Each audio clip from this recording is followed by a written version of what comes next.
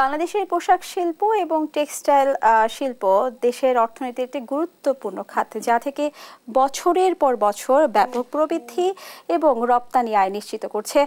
সেই সাথে জানাচ্ছি এই খাতে প্রায় 40 লাখেরও বেশি মানুষের কর্মসংস্থান রয়েছে। পাশাপাশি দেশের রপ্তানির আয়তে প্রায় 80% ভাগ আসে পোশাক শিল্প থেকে। কিন্তু বর্তমান সময়ে বিভিন্ন প্রভাবশালী সংকট, যেমন জ্বালানি সংকট রয়েছে, আন্তর্জাতিক বাজার পরিস্থিতি রয়েছে, মূল্যস্ফীতি রয়েছে, মুদ্রাস্ফীতি, এই ধরনের নানা সংকটের কারণে আজ পোশাক খাত বিভিন্ন চ্যালেঞ্জের সম্মুখীন। সুপ্রিয় দর্শক, আমি রাবিয়া ইসলাম স্নেহা আপনাদের জানাচ্ছি আমন্ত্রণ আমাদের দেশ টিভির নিয়মিত আয়োজন অর্থ বাণিজ্য বিষয়ক আলোচনা বিষয়ক অনুষ্ঠান বিজনেস টাইমসে। আমাদের আজকে আলোচ্য বিষয় বাংলাদেশের পোশাক খাত এবং তার বর্তমান এবং ভবিষ্যৎ। আমাদের এই আলোচনাটা এগিয়ে নিতে আমাদের সাথে স্টুডিওতে দুজন সম্মানীয় অতিথি উপস্থিত রয়েছেন, একে একে পরিচিত হবো তার সাথে। আমাদের প্রথমেই ডানে রয়েছেন মোহাম্মদ হাতেম, সভাপতি Bangladesh knitwear manufacturers and exporters association BKMA। পাশেই রয়েছেন Taufiqul Islam Khan, senior research fellow CPT। আপনাদের দুজনকেই ধন্যবাদ জানাচ্ছি। প্রথমেই আমি মোহাম্মদ হাতেম আপনার কাছে যাচ্ছি। আপনাকে অসংখ্য ধন্যবাদ আমাদের স্টুডিওতে আসার জন্য এবং সেই সাথে কনগ্রেচুলেশনস জানাচ্ছি। সম্প্রতি আপনি সভাপতি হয়েছেন BKMA এর পক্ষ থেকে। আপনার কাছে প্রথমে আমি প্রশ্ন রাখতে চাচ্ছি, সেটি হচ্ছে একেবারে রিসেন্ট একটা বিষয় নিয়ে কথা বলবো। আমরা তার আগে কিছু তথ্য আমি আপনাকে দিতে চাই। সেটি হচ্ছে আমাদের বাংলাদেশের পোশাক তৈরির যে ভারতের যে মার্কেট, সেই বিষয়টা নিয়ে কিছু কথা বলবো। আমাদের EPB হালনাগাদের তথ্য অনুযায়ী কিছু তথ্য রয়েছে আমার কাছে। সেটা হচ্ছে 2024-25 অর্থ বছরের প্রথম 8 মাস, অর্থাৎ জুলাই থেকে ফেব্রুয়ারি, বাংলাদেশে ভারতের বাজারে 125 কোটি 17 লাখ ডলারের পণ্য রপ্তানি হয়েছে।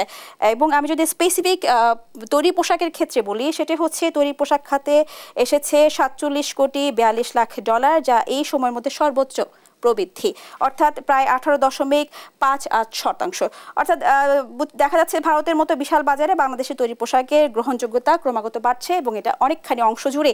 কিন্তু প্রশ্ন হচ্ছে, কিছুদিন আগে ভারত সরকার যেটি প্রকাশ করেছেন সেটা হচ্ছে স্থল বন্দর দিয়ে বাংলাদেশি পোশাক সহ বেশ কিছু পণ্য রপ্তানি ক্ষেত্রে নিষেধাজ্ঞা জানিয়েছেন। বিশেষ করে পোশাক ক্ষেত্র, পোশাক শিল্প যেটা হচ্ছে তৈরি পোশাক স্থল বন্দর দিয়ে পুরোপুরি রপ্তানিটা নিষেধাজ্ঞা করেছে। তারা হচ্ছে তাদের দুটি সমুদ্র বন্দর ব্যবহার করতে পারবেন। সেক্ষেত্রে আপনার মতামত কি? এই কারণে কি আমাদের দেশের ভারতের বাজারে পোশাক খাতের যে রপ্তানির যে বাজারটা, এটি কি ধস নামতে পারে কিনা বা কোনো ক্ষতির সম্মুখীন হতে পারে কিনা আমরা?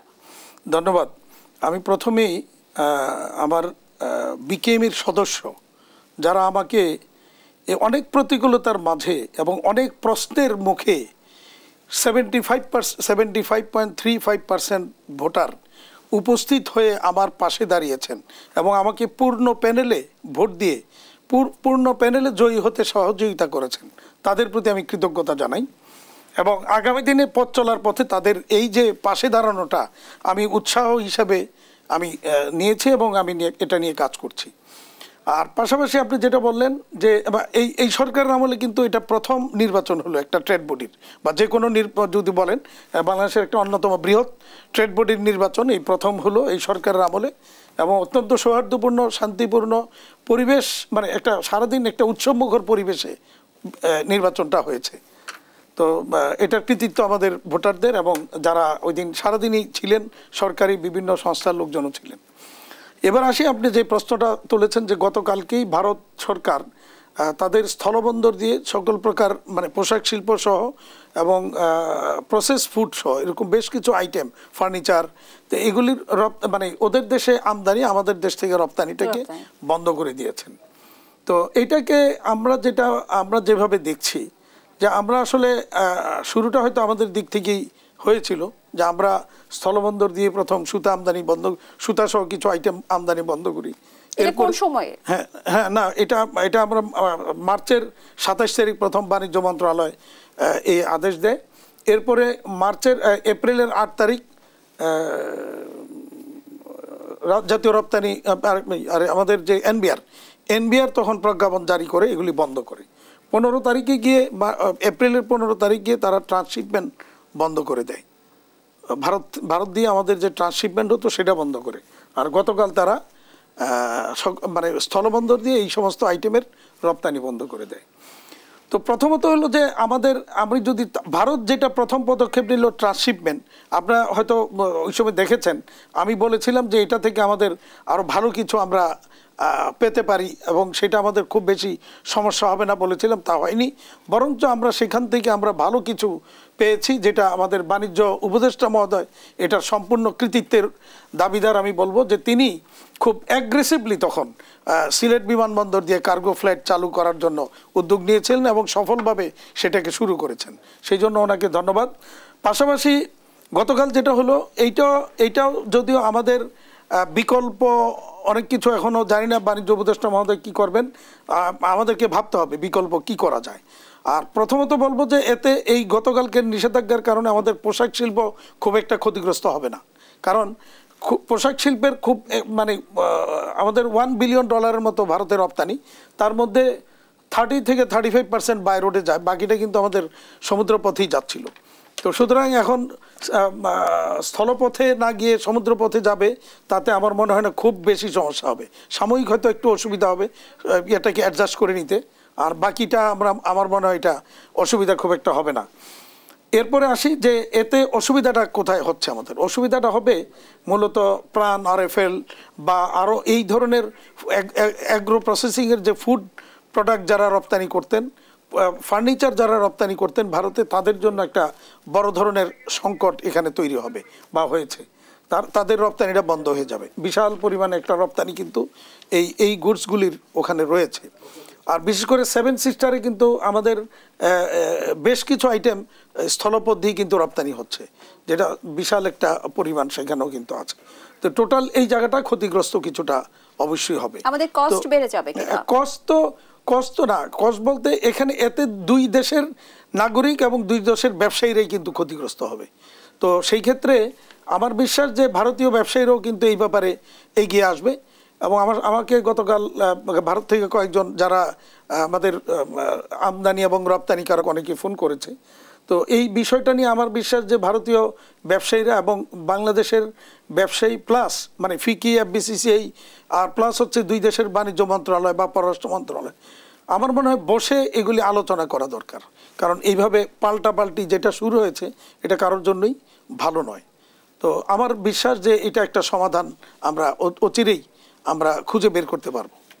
মোহাম্মদ হাতেম, আপনাকে অসংখ্য ধন্যবাদ। আমি এবার প্রশ্ন রাখতে চাই তৌফিকুল ইসলাম খান আপনার কাছে। জনাব, আপনার কাছে আমার যে প্রশ্নটি সেটি হচ্ছে বিশ্বব্যাপী পোশাক আমদানি রপ্তানির বাজারে অনেকটা ধীরগতি দেখা যাচ্ছে। সেই ক্ষেত্রে বিশেষভাবে যদি 2024 সালে গ্লোবাল ট্রেড আপডেট অনুযায়ী আমি যে বলি, সেক্ষেত্রে ওনারা বলছেন পোশাক আমদানি ভবিষ্যতে 5% অনেকটা কমে আসতে পারে, এই ধরনের কিছু একটা তথ্য উঠে এসেছে। সেই সাথে জানিয়ে রাখি যে আমরা সবাই জানি মার্কিন যুক্তরাষ্ট্র, ইউরোপীয় ইউনিয়নের বাজারে বাংলাদেশের ট্যাক্সের জন্য হচ্ছে যে শুল্কর জন্য অনেকটা পিছিয়ে গেছি আমরা। তবে মার্কিন যুক্তরাষ্ট্র ও ইউরোপীয় ইউনিয়নের বাজারে বাংলাদেশ থেকে যে আমদানি হওয়া পোশাক রয়েছে তার কিন্তু মূল্য অনেকটা 4 থেকে 5% কমে গেছে। এই ক্ষেত্রে পোশাক যে শিল্প, সেই শিল্পের চ্যালেঞ্জকে আপনি কিভাবে দেখছেন? দুটোই আছে, সম্ভাবনাও আছে, চ্যালেঞ্জও আছে। চ্যালেঞ্জগুলো আপনি যেটা বললেন যে কিছুটা আছে আন্তর্জাতিক বাজারের ভিতরে, আরও যদি আপ টু ডেট ভাবে বলি, একটা তো সার্বিক বিশ্বের ভিতরেই এক ধরনের অস্থিরতা আছে, অর্থনৈতিক বিষয়ে কিছুটা অনিশ্চয়তা আছে, কিছুটা হয়তো আমরা এখন আশ্বস্ত বোধ করছি যে মার্কিন যুক্তরাষ্ট্রের যেই নতুন ট্যারিফ নীতি বা যে শুল্ক নীতি আছে সেইটার প্রভাব আসলে কী রকম হবে এবং এটা প্রত্যেকটা দেশের সাথে ওনারা আলোচনা করে করে এগোবেন কিনা এবং তার কি প্রভাব মানে মার্কিন যুক্তরাষ্ট্রের অর্থনীতির ভিতরে পড়বে, এটার উপর নির্ভর করে। আমরা কিছুটা এই ধরনের জায়গা থেকে একভাবে সুরক্ষিত থাকি, কারণ হলো যে আমরা যেই ধরনের পোশাক বড় অংশে পাঠাই এটাগুলো বেসিক ক্লোদিং আমরা বলি আর কি। তো সেই বেসিক ক্লোদিংয়ের চাহিদাটা আমরা অর্থনীতির ভাষায় বলে অতটা পড়ে যায় না হঠাৎ করে। হয়তো যেটা খুবই আপনি ফ্যাশনেবল আপ মার্কেটের বা হাই এন্ড প্রোডাক্ট যেগুলো আমরা বলি সেগুলোর মার্কেট যেমন অনেক ভলাটাইল থাকে, আমরা বড় অংশে এখনও যেহেতু নিচের অংশে করি, যদি আমরা যাচ্ছি ওইটার ভিতরে, এইটার মার্কেটটা অতখানি ভলাটাইল হয় না। কিন্তু অ্যাট দ্য মার্জিন যদি আমি বলি, ওইটাতে একটা স্থিতি অবস্থা দেয়। কিন্তু অ্যাট দ্য মার্জিন যখন আপনি প্রবৃদ্ধি হতে থাকবে কিনা তখনই সার্বিক যেই প্রতিবেশটা আছে এইটা আমাদের জন্য গুরুত্বপূর্ণ হয়। আমাদের জন্য একটা বড় জায়গা হলো যে আমরা মার্কিন যুক্তরাষ্ট্রের শুল্ক দিয়েই ঢুকছিলাম পোশাক খাত বিশেষত বড়ভাবে, অন্যান্য শিল্পগুলো না। কিন্তু পোশাক খাতের এখনো তো ইউরোপিয়ান ইউনিয়নে আমরা বড় আকারে শুল্কমুক্ত সুবিধা পাই, যেটা থেকে হয়তো আমরা বের হয়ে আসবো সামনে, কথা এখনো কয়েক বছর আছে। এইগুলো আমরা দীর্ঘ সময় আলাপ করেছি। একটা বড় জায়গা হলো যে আমাদের নিজেদের সক্ষমতা এবং আমাদের যেই আমরা বলি উৎপাদনশীলতার কথা বলি, এইটা বাড়ানোর একটা চিন্তা ভাবনা আমরা করি। এবং আর একটা হলো যে আমাদের অর্থনৈতিক সম্পর্ক ক্ষেত্রে আমরা আরও একটু এক ধাপ আগাবো কিনা। সম্পর্কের ক্ষেত্রে দুরকম আছে। একটা হলো যে আমরা খুবই এতদিন বিশ্ব বাণিজ্য সংস্থার ভিতরে আমাদের সকল প্রকার বাণিজ্যের আলোচনা করতাম, ওখানে আমরা স্বল্পোন্নত দেশ হিসেবে একটা সুবিধাজনক অবস্থায় ছিলাম, সবাই আমাদেরকে সুবিধা দিত। তো এখন আমাদেরকে একটু নিগোশিয়েটটা এর বাইরে গিয়ে করতে হবে। যেমন ইউরোপিয়ান বাজারে আলোচনা চলছে যে আমরা ওদের একটা জিএসপি প্লাস স্কিম আছে, যে ওরা স্বল্পোন্নত দেশের বাইরেও কিছু দেশকে তারা শুল্কমুক্ত সুবিধা দেয়, সেইটা আমরা পাবো কিনা। ওইটা পেতে গেলে যেই শর্তগুলো আছে তার মধ্যে একটা বড় শর্ত আছে যে বাংলাদেশ ওইটা হয়তো পুরোপুরি পড়বে না। কারণ হলো যে মার্কেট এক্সপোজার আমাদের অনেক বড়, আমরা অনেক স্ট্রং। ওগুলো সাধারণত ওই ধরনের দেশকে দেওয়া হয় যেই দেশগুলো কিন্তু মানে ছোট বাজারের ভিতরে আছে। দ্বিতীয় যেটা আছে, আমাদের স্ট্যান্ডার্ডগুলো বাড়াতে হবে, এটা শ্রম বাজারের দিক থেকে শুরু করে পরিবেশগত জায়গাগুলো থেকে। একটা বড় চ্যালেঞ্জ যেটা আমাদের রপ্তানিকারকরা পড়েন সেটা হলো আমাদের যেই অবকাঠামোগত সুবিধা এবং সেইটার একটা নিয়মিত ভিত্তিতে এটা নিরবিচ্ছিন্নভাবে গুণগত অবকাঠামো সহায়তাটা পাওয়া। এটা বিদ্যুতের ক্ষেত্রে, জ্বালানির ক্ষেত্রে, পোর্টের ক্ষেত্রে, রাস্তাঘাটের ক্ষেত্রে এটা খুবই দৃশ্যমান। সেই জায়গাগুলো আমাদের উন্নতি হয়েছে, কিন্তু এখনো আমরা যদি হিসাব করে দেখি, আমরা যাদের সাথে কম্পিট করি মার্কেটে, তাদের চাইতে আমাদের আমরা বলি যে আমাদের পণ্য পাঠাতে, অর্ডার পাওয়া থেকে পণ্য পাঠাতে সময়টাও এখনো পর্যন্ত কিন্তু আমাদের বেশি। সুতরাং ওই জায়গাগুলো আমার মনে হয় যে কাজ করবার জায়গা আছে। এবং বাংলাদেশের যারা রপ্তানিকারক আছে, যখন চ্যালেঞ্জ আসে তখন কিছু ইনোভেশনও হয়। আমি মনে করি যে এখনই শুরু করেছেন, হাতেম ভাইরা আরও ভালো বলতে পারবেন, বা বিজিএম এর যারা নেতৃত্বে আছেন তারা বলতে পারবেন, যে এখন আমাদের যেই খুবই ট্র্যাডিশনালি আমরা কটন বেসড ফাইবার দিয়ে করতাম, আমরা তুলার এই দিয়ে করতাম, তার জায়গায় আমরা যেটাকে বলি মানুষ তৈরি যেই সুতাগুলো আছে, ম্যানমেড ফাইবার, ওই জায়গায় আমাদের ডাইভার্সিফিকেশনের বিষয়গুলো আছে। সুতরাং এগুলো একটা চলমান প্রক্রিয়ার ভিতরে আছে। আমরা সমস্যাগুলো সমাধানগুলো অনেক দিন ধরেই আলোচনা করছি, জানি। যেটা আটকে যাই সেটা হলো এটা করার জন্য যেই ধরনের কাঠামোগত প্রতিবন্ধকতাগুলো আছে ওইটা উতরাতে গেলে আমরা অনেক সময় আমরা বাধার সম্মুখীন হই। এটা নীতিগতভাবেও ঠিক আছে, এটা প্রাতিষ্ঠানিকভাবেও আছে। জনাব তৌফিকুল ইসলাম খান, আপনার কাছে এই প্রসঙ্গটি না আরেকটি প্রশ্ন, সেটা হচ্ছে যে অনেকেই ভিয়েতনামের যে উত্থানকে কিন্তু চ্যালেঞ্জের সাথে দেখছে, মানে সতর্কতার সাথে দেখছে। সেই ক্ষেত্রে যদি বলি, আমাদের বাংলাদেশে ট্রাম্প প্রশাসন শুল্ক আরোপ করেছে 37%, কিন্তু ভিয়েতনামে করেছে 46, অর্থাৎ অলরেডি 9 থেকে 10% বেশি। তারপরও ভিয়েতনামের যে অগ্রগতি যেভাবে এগিয়ে যাচ্ছে, এতে কি আন্তর্জাতিক বাজারে ভিয়েতনামের যে রপ্তানি র্যাঙ্কিং কি উপরে উঠে আসার বা বাংলাদেশকে ছাড়িয়ে যাওয়ার সম্ভাবনা আছে কিনা? দেখেন, দুটো দেশ আমরা ভিয়েতনামের সাথে অনেক তুলনা করি, কারণ ওখান থেকে শেখার অনেক কিছু আছে। আমরা 70 দশকে প্রায় কাছাকাছি অবস্থানে ছিলাম। ওখানেও একটা বড় ধরনের যুদ্ধের ভিতর দিয়ে, গৃহযুদ্ধের ভিতর দিয়ে খুবই বড় আকারে ক্ষতির সম্মুখীন হয়ে তারা চলে আসছেন। সে তাদের কাছ থেকে শেখার অনেক কিছু আছে। রপ্তানির দুজনের বাজারের ভিতরে কিছুটা মিল থাকলেও আবার কিছুটা পার্থক্য আছে। ওখানে ওদের রপ্তানি অনেক ডাইভার্সিফাইড। আমি যেটা বলবো সেটা হলো যে ভিয়েতনামের কাছ থেকে শেখার দুটো বিষয় আছে। সেইটাই যাওয়ার আগে, যেই ট্যারিফের কথা আপনি বললেন যে ওদের 46 আমাদের 34, এইটা এখনো কিছুই স্থির না, এইটা আমাদের মানতে হবে। আমাদের এইগুলো কিছুই এখনো স্থির হয়নি। 3 মাসের সময় আছে, তারপরে মার্কিন যুক্তরাষ্ট্রের থেকে কি নীতি আসবে এগুলোর সাথে আমাদের আমার মনে হয় যে জুলাই মাসে গেলে আমরা আরেকবার এইগুলো আলাপ করতে পারবো। আমি একটা বাক্য দিয়ে শেষ করি, সেটা হলো যে একটা জিনিস যদি শিখি, ওরা অনেক দ্রুত সংস্কার করেছে, কিন্তু একটা জিনিস ভিয়েতনাম করতে পেরেছে, সেটা হলো যে বিদেশি বিনিয়োগ। আমাদের দেশি উদ্যোক্তাদের সাথে বিদেশি বিনিয়োগ, এবং পার্টিকুলারলি অনেক ক্ষেত্রেই তারা কিন্তু জয়েন্ট ভেঞ্চার করেছে। সুতরাং ওই জায়গাটা আমি মনে করি যে পার্টিকুলারলি একটা জায়গায় যদি বলেন যে আমরা পিছিয়ে আছি, ভিয়েতনামে এই জায়গাটায় পিছিয়ে। এই বিষয়টি নিয়ে আবার আসবো এবং এই আলোচনায় যাব। জনাব তৌফিকুল ইসলাম খান, আপনার কাছে আবারও ফিরছি। সুপ্রিয় দর্শক, এই পর্যায়ে নিয়ে নিয়েছি ছোট্ট একটি বিরতি, কোথাও যাবে না, সঙ্গে থাকুন, ফিরবো আলোচনায়। সুপ্রিয় দর্শক, আবার আমন্ত্রণ আছে আমাদের দেশ টিভির নিয়মিত আয়োজন বিজনেস টাইমসে, ফিরবো আলোচনায়।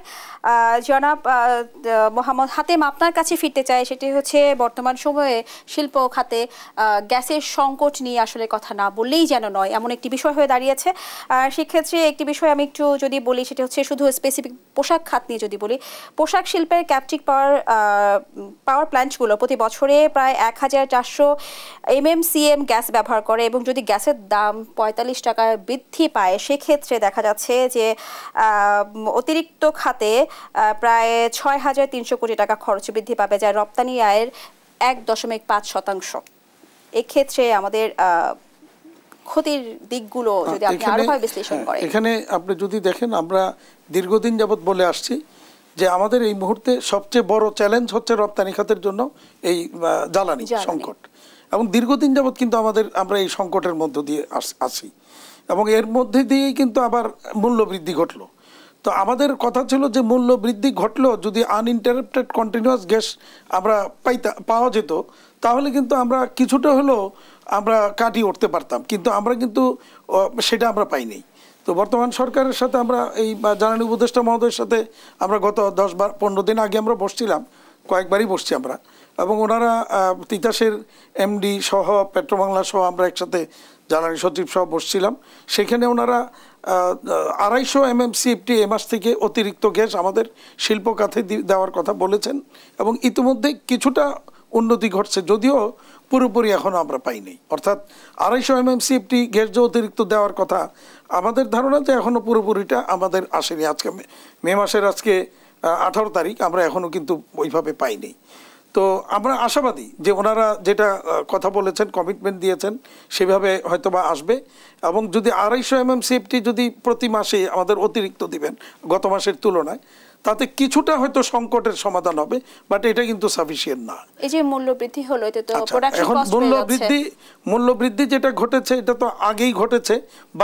11 টাকা 98 গ্যাস আমাদেরকে প্রথমে 30, পরে ক্যাপটিভে আবার 31.5 দিতে হয়েছে, আর শিল্পে 30ই রয়েছে। এখন যেটা বেড়েছে 40 টাকা এবং 42 টাকা, 45 টাকা না 45 না, 40 এবং 42, সেটা কিন্তু শুধুমাত্র নতুন কানেকশন যারা নিবে তাদের ক্ষেত্রে প্রযোজ্য হবে। পুরনো যারা ইউজার তারা কিন্তু তাদেরকে ক্ষেত্রে এটা প্রযোজ্য হবে না। তো এটা একটা ভালো সিদ্ধান্ত দিয়েছে জ্বালানি মন্ত্রণালয় বা বিইআরসি, এই জন্য তাদেরকে ওনাদেরকে ধন্যবাদ, এবং আমাদের শিল্প খাত পোশাক শিল্পের পরিবারের পক্ষ থেকে কৃতজ্ঞতা জানাই। কিন্তু প্রশ্ন হচ্ছে যে এখন যদি সামনের দিনগুলিতে যদি এটা আমাদেরকে না বাড়ানো হয় আরও, তাহলে আমাদের কিন্তু রপ্তানি বৃদ্ধির যে সুযোগটা আমাদের আছে, একটা সুযোগ কিন্তু বিশাল সুযোগ আমাদের সামনে কিন্তু আছে, সেই সুযোগটা কিন্তু আমরা কাজে লাগাতে পারবো না। আমরা কয়েকটা চ্যালেঞ্জকে এই রপ্তানির বাধা হিসেবে কয়েকটা চ্যালেঞ্জকে আমরা ফেস করতে চাচ্ছি বা বলতে চাচ্ছি। প্রথম 1 নম্বর হচ্ছে এই জ্বালানি সংকট, দ্বিতীয়ত হচ্ছে ব্যাংকিং নানা রকমের অসহযোগিতা, এবং বাংলাদেশ ব্যাংকের গত 2 বছরের, বিশেষ করে গত সরকারের আমলের শেষ 1-1.5 বছর আর এই সরকারের এই সময়ে এসে যে সিদ্ধান্তগুলি হয়েছে, সবগুলি আমি বলবো যে রপ্তানিকে ক্ষতিগ্রস্ত করছে। যেমন আমি যদি বলি, আমাদের একদিকে দেখেন আপনারা এলডিসি গ্র্যাজুয়েশনের কথা বলে আমাদের সব ফেসিলিটিগুলি বন্ধ করে দেওয়া হয়েছে। ইডিএফ ফেসিলিটি নাই, 10,000 কোটি টাকার প্রিশিপমেন্ট ক্রেডিট স্কিম ছিল 5% ইন্টারেস্টে, সেটা বন্ধ হয়ে গিয়েছে। তারপরে ইন্টারেস্ট রেট বেড়েছে, ইনসেন্টিভগুলি বন্ধ করে দিয়েছে। তো এই যে সব কিছু নাই হয়ে গেল, তো সেই ক্ষেত্রে কিন্তু টোটাল রপ্তানি খাত কিন্তু একটা চ্যালেঞ্জের মুখে এখন কিন্তু চলতেছে, এবং এই কারণে বহু ফ্যাক্টরি কিন্তু ইতিমধ্যে বন্ধ হয়েছে, এবং আরও ফ্যাক্টরি, এবং সবচেয়ে বড় কথা হলো যে ঋণ খেলাপির যে বর্তমানে যে সংজ্ঞা যেভাবে সংজ্ঞায়িত করেছে বাংলাদেশ ব্যাংক, এটা ওয়ার্ল্ডের বেস্ট প্র্যাকটিস, ডেফিনেটলি ওয়ার্ল্ডের বেস্ট প্র্যাকটিস আমাদের সকলেরই করা উচিত। কিন্তু ওয়ার্ল্ডের বেস্ট প্র্যাকটিস কখন করবে? এখন যখন মানুষ একটা সুস্থ অবস্থায় থাকে, তখন কিন্তু ভালো প্র্যাকটিসগুলির মধ্যে থাকে। তো এখন তো আমার ইন্ডাস্ট্রি তো ভালো অবস্থানে নেই, এখন তো বেস্ট প্র্যাকটিস করার সময় না। এখন তো রুগী আইসিইউতে, ইন্ডাস্ট্রি আইসিইউতে আছে, সেখান থেকে তাকে বেটার ট্রিটমেন্ট দিয়ে তাকে ওখান থেকে বের করতে হবে। এরপরে আমরা বেস্ট প্র্যাকটিসের দিকে যাব, আপত্তি নেই আমাদের ওখানে যেতে। আমরা অবশ্যই সরকারের সাথে সহযোগীর ভূমিকায় থাকি। ইন্ডাস্ট্রিতে আমরা যারা আছি, আমরা সরকারের পলিসি যদি সাপোর্ট আমরা না পাই, সময় উপযোগী পলিসি না পাই, তাহলে কিন্তু আমাদের পক্ষে এগিয়ে যাওয়াটা খুব কঠিন হয়ে যায়। তো এই চ্যালেঞ্জগুলি বর্তমানে আমাদেরকে ফেস করতে হচ্ছে। তো গ্যাস সংকটের সমাধান হওয়া দরকার, এটা খুব জরুরি। ব্যাংকিং খাতের এটা জরুরি। তৃতীয়ত হচ্ছে আইন শৃঙ্খলা, এনবিআর এর নানা রকমের এনবিআর বিষয়টি নিয়ে একটু পরে আসবো আপনার কাছে। জনাব মোহাম্মদ হাতেম, আপনাকে অসংখ্য ধন্যবাদ। আমি এবার যেতে চাই জনাব তৌফিকুল ইসলাম খান আপনার কাছে। আমি যদি একটু ভিন্ন বিষয় নিয়ে কথা বলি, সেটা হচ্ছে inflation rate day by day increase. এই বিষয়টা নিয়ে যদি কথা বলি, তাহলে সেক্ষেত্রে দেখা যাচ্ছে রিসেন্টলি একটি ট্রেডসে দেখা যাচ্ছে যে inflation rates in February 2025 was 9.3%, যেটা হচ্ছে lower than the December 2024 peak of 10.8%, still quite high. এরপরে যদি রিসেন্ট আমি মার্চের কথাই বলি, মার্চের দিকে হচ্ছে 9.35, এখনও হাই, যা হচ্ছে আমাদের আসলে রপ্তানি খাতে অনেকটা চ্যালেঞ্জের মুখোমুখি হচ্ছে। এই বিষয়টা নিয়ে যদি একটু আলোচনা করেন। মূল্যস্ফীতি তো বেশি আছে, এটাতে কোনো সন্দেহ নাই, এবং এইটা ধীরে ধীরে কমছে। ফলে আমি মনে করি যে গত 5-6 মাসে একটা নিম্নগতির আমরা সূত্র দেখতে পাচ্ছি। এইটার একটা বড় কারণ ছিল হলো যে আমার খাদ্যদ্রব্যের মূল্যস্ফীতিটাই তো অনেক বেশি, সেইটাকে কমিয়ে আনা যায় কীভাবে, সেইটা হলো একটা বড় চ্যালেঞ্জ, এবং এইটাই 1 নাম্বার চ্যালেঞ্জ হিসেবে ছিল। সরাসরি রপ্তানির জন্য একটা বড় বিষয় হয় যে মূল্যস্ফীতি যখন অনেক উপরে থাকে, অবশ্যই তখন তো যারা শ্রমিক থাকেন তাদের তো করে তো খেতে হয়, তাদের তো এইটা কাজকর্ম করেন তারা বেঁচে থাকার জন্য। তাদের উপরে যখন প্রেশার থাকে ওই জিনিসপত্রের দামের, এটা স্বাভাবিকভাবেই তারা মজুরির জন্য তখন আরও বেশি চাপ প্রয়োগ করার জায়গায় চলে যান আর কি মালিকদের সাথে। তখন আবার যারা উদ্যোক্তা আছেন তারা চিন্তা করেন যে আমি এটা কোত্থেকে দিব। সুতরাং এইটা হলো আইডিয়াল একটা সিনারিও। বাংলাদেশের এই পরিস্থিতি তৈরি হয়েছে তো মূলত আমাদের সামষ্টিক অর্থনীতির ভিতরে একটা কমপ্লিট একটা বিশৃঙ্খলা ছিল। তো ওই জায়গাটা থেকে আমার মনে হয় যে এটা কমছে। কমার হারটা কতখানি দ্রুত হবে তার উপরে নির্ভর করবে অনেক বেশি হলো যে আমার খাদ্যদ্রব্যের যে সরবরাহটা আছে এটা ঠিকঠাক মতো আছে কিনা। এইবারের যেমন ধানের যে উৎপাদনটা, এটা যদি পুরোপুরি আমরা তুলতে পারি ঠিক মতো, কিছুটা আমরা শুনেছি যে ক্ষতিগ্রস্ত হয়েছে হিটের কারণে, এইটা ইম্পর্ট্যান্ট আমাদের জন্য, এবং সরবরাহের অন্য আমদানির জায়গাগুলোকেও দেখা উচিত। মুশকিলটা বড় করে হচ্ছে হলো যে আমরা উৎপাদনের হিসাবটা ঠিকমতো বুঝতে পারছি না। এখনো পর্যন্ত আমনের কতটুকু উৎপাদন হয়েছে এইটি বাংলাদেশ পরিসংখ্যান ব্যুরো দিতে পারেনি।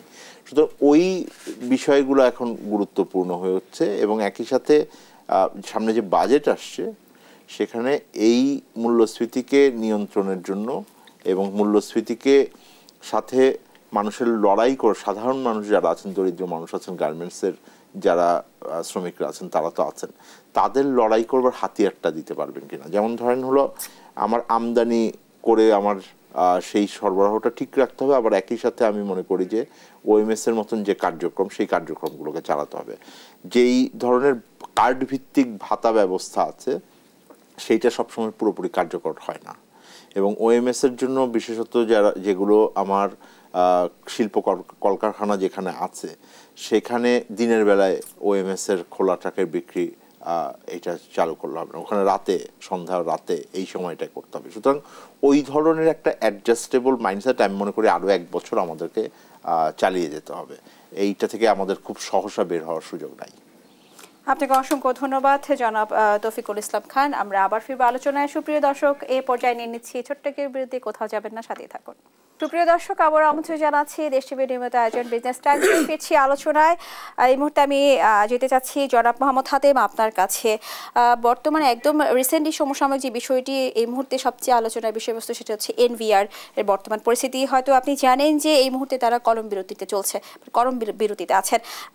এই বিষয়টি নিয়ে যদি আপনি কিছু বলেন। প্রথমেই আমি এনবিআর এর যে রিফর্মের জন্য যে কমিটি করা হয়েছিল, ওনারা যে একটা রিপোর্ট দিয়ে এনবিআর এর পলিসিটাকে আলাদা করেছেন, এই জন্য ওনাদেরকে ধন্যবাদ। যে দীর্ঘদিন এটা আমাদের দাবি ছিল, এবং আমি যতটুকু জানি এনবিআর এর ব্যক্তিবর্গ যারা আছেন ওনারাও কিন্তু এই সেপারেশনটাতে ওনাদের আপত্তি নেই, কিন্তু আপত্তিটা কোথায়? আমার মনে হয় এই জায়গাটা সরকারকে একটু বসা দরকার, এবং তাদের যদি যৌক্তিক কোনো আপত্তি থাকে, যৌক্তিক কোনো দাবি থাকে, সেটাকে মেনে নেওয়া উচিত। কারণ এইভাবে যেমন এখন কি হচ্ছে, ওনারা কলম বিরতি করেছেন, যে আমাদের আমদানি বন্ধ করে রেখেছেন, তাতে কি হচ্ছে, আমি কিন্তু আলটিমেটলি 2 দিন পরে আমাদের রপ্তানিও বন্ধ হয়ে যাবে। তাতে এখন বর্তমানে রপ্তানি কিন্তু খোলা আছে। হ্যাঁ, না খোলা আছে, কিন্তু এখন যদি আমার র মেটেরিয়ালস না আসে, তাহলে 2 দিন পরে তো আমার এই রপ্তানিটাও বন্ধ হয়ে যাবে। সুতরাং এইটাকে কোনোভাবেই জিম্মি করা যাবে না। এটা আমি মনে করি যে সরকারের ইমিডিয়েট এটা নিয়ে বসে আলোচনা করা দরকার, যে এনবিআর এর যৌক্তিক, যারা আজকে কলম বিরতি করছেন তাদের কোনো যৌক্তিক দাবি থাকলে সেটাকে শোনা দরকার, এবং সেটাকে মেনেই সকলের সম্মতি নিয়ে এটা করা উচিত। যেটা হয়েছে যে এনবিআর এর যে সংস্কার কমিশন যেটা প্রস্তাব করেছেন এবং প্রজ্ঞাপন দিয়ে ফেলেছেন সরকার, আমি জানি না কেন এটা আমাদের সাথেও, মানে আমরা তো একটা মেজর স্টেক হোল্ডার, আমাদের সাথেও কিন্তু কোনো আলোচনা ওনারা করেননি। তো সে কেন করলেন না, এটাও আমাদের আমি জানি না। এখন এটা হওয়া উচিত ছিল,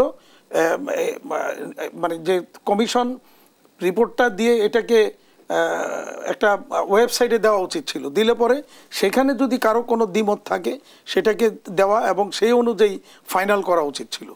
তো সেটা যেহেতু হয় নাই, এখন নিশ্চয়ই সেখানে কোনো কিছু যৌক্তিক কোনো দাবি থাকতে পারে, তো সেটা আমি মনে করি শুনে ইমিডিয়েট সমাধান করা উচিত। এটা আপনাকে অসংখ্য ধন্যবাদ জনাব মোহাম্মদ হাতেম। আমি একই প্রশ্ন করতে চাই জনাব তৌফিকুল ইসলাম খান আপনার কাছে।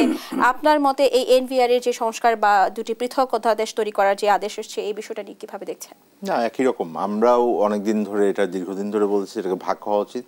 বড় কারণ হলো যে নীতিগুলো নেওয়া হয়, সেই নীতিগুলো যেন আদায়কে চিন্তা করে না নেওয়া হয়। আমি যেটা বলি যে আমরা তো যদি ক্রিমিনাল যে কোড আছে, আমাদের পেনাল কোড আছে, সেই পেনাল কোডকে তো আমরা রিভিউ করার জন্য তো আর আমরা পুলিশকে দেই না, তাহলে ওনারা কাউকে আদালতে তুলবেন না তদন্ত শেষ না হওয়া পর্যন্ত। সুতরাং এটাকে সেপারেট করতে হবে।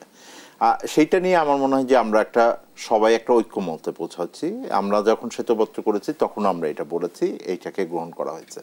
প্রক্রিয়াটা নিয়ে বিষয় আছে, যে যেই কমিটিটাও করা হয়েছে, দেখেন এই কমিটিটা খুব পাবলিক কনসালটেশনের ভিতরে যায়নি, তারা হয়তো একটা বিশেষজ্ঞ মতামত দিয়েছে। ওই কমিটিটারও যে গঠন দেখবেন, ওটা ওনারা সবাই কোনো না কোনো সময় এনবিআর এর ভিতরে ছিলেন। সো এটা ওইভাবেই জিনিসটাকে করা হয়েছে। এর ভিতরে যে অন্যান্য অংশীদারের মতামত নেওয়ার বিষয়টা, এটা এনবিআর চিন্তা করেন, ওনারা ওনাদের পরামর্শ কমিটি করেছেন। আমি মনে করি যে এটা অত্যন্ত বড় একটা রিফর্ম। এটা তো শুধু আমদানি রপ্তানির ব্যাপার না, সারা দেশের আমার যে বিভিন্ন সরকারি কাজকর্ম চলে, এটার অর্থায়নের সবচাইতে বড় ভাগ বলাটাও কঠিন, মানে 85%ই আসে এখান থেকে। তো আমার সেই জায়গাটায় যখন আমি রিফর্ম করছি, তখন আমাদের অবশ্যই এটা আরো বড় কনসালটেশনে যাওয়া উচিত ছিল। এবং এটা যেভাবে আমার কাছে মনে হচ্ছে একটু তড়িঘড়ি করে, হয়তো আইএমএফ এর চাপ ছিল, সেই জন্য করাটা দরকার ছিল, কিন্তু পাবলিক কনসালটেশনে যাওয়া উচিত। আমি মনে করি এই সুযোগটা আছে এখনো। সেই সুযোগটা নিয়ে আমি মনে করি যে শুধুমাত্র এখন এটাকে ট্রেড ইউনিয়ন ভিত্তিক কর্মকর্তা কর্মচারীদের সাথে আলোচনার বিষয় খালি আমি এটাও মনে করি না। আমি মনে করি একটু বড় পরিসরে অংশীজনের সাথে আলোচনা করে এই ধরনের সংস্কার কার্যক্রম যেই উদ্দেশ্যে করা হয়েছে, যেই ইন্ডিপেন্ডেন্স রাখা এবং একটা সার্বিক অর্থনীতিকে ভিত্তি করে নীতি নেওয়া, সেই উদ্দেশ্যটা যেন সাধিত হয়, সেই বিষয়ে আমি মনে করি যে সরকার পদক্ষেপ নেবে। এখানে একটা জিনিস আমি একটু অ্যাড করি।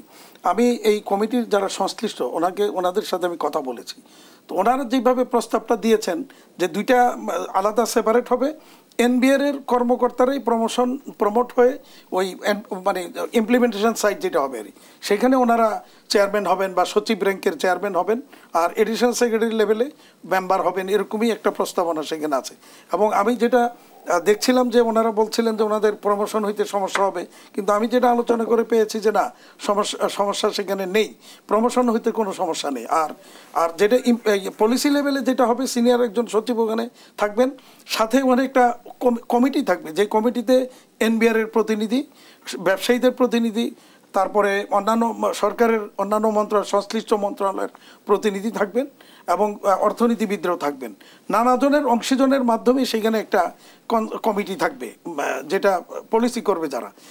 আমার কাছে সেটা ভালোই মনে হয়েছিল, কিন্তু এখন এনবিআর এর যারা কথা বলছেন যে সেখানে কোনো ব্যত্যয় আছে কিনা সেটা শোনা দরকার, যদি রিয়েলি সেখানে কোনো ব্যত্যয় থাকে সেটা আমলে নেওয়া উচিত।